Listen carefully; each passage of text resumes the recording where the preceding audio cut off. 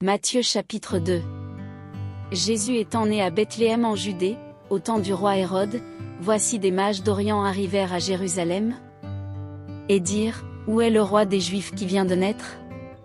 Car nous avons vu son étoile en Orient, et nous sommes venus pour l'adorer.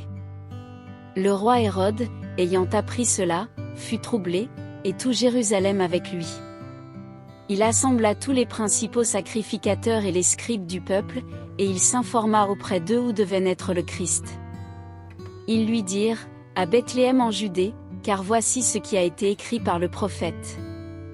Et toi, Bethléem, terre de Juda, tu n'es certes pas la moindre entre les principales villes de Juda, car de toi sortira un chef qui paîtra Israël, mon peuple. Alors Hérode fit appeler en secret les mages, et s'enquit soigneusement auprès d'eux depuis combien de temps l'étoile brillait. Puis il les envoya à Bethléem, en disant, allez, et prenez des informations exactes sur le petit enfant, quand vous l'aurez trouvé, faites-le-moi savoir, afin que j'aille aussi moi-même l'adorer. Après avoir entendu le roi, ils partirent.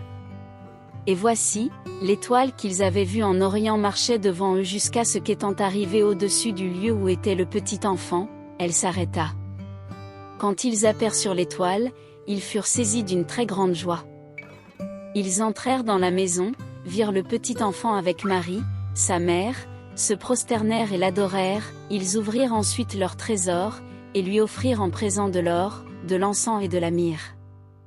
Puis, divinement avertis en songe de ne pas retourner vers Hérode, ils regagnèrent leur pays par un autre chemin.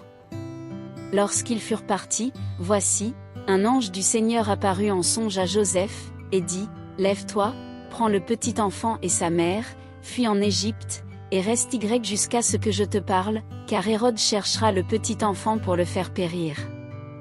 Joseph se leva, prit de nuit le petit enfant et sa mère, et se retira en Égypte. Il y resta jusqu'à la mort d'Hérode, afin que s'accomplisse ce que le Seigneur avait annoncé par le prophète, j'ai appelé mon fils hors d'Égypte. Alors Hérode, voyant qu'il avait été joué par les mages, se mit dans une grande colère, et il envoya tuer tous les enfants de 2 ans et au-dessous qui étaient à Bethléem et dans tout son territoire, selon la date dont il s'était soigneusement enquis auprès des mages. Alors s'accomplit ce qui avait été annoncé par Jérémie, le prophète. On a entendu des cris à Rama, des pleurs et de grandes lamentations, Rachel pleure ses enfants, et n'a pas voulu être consolée, parce qu'ils ne sont plus.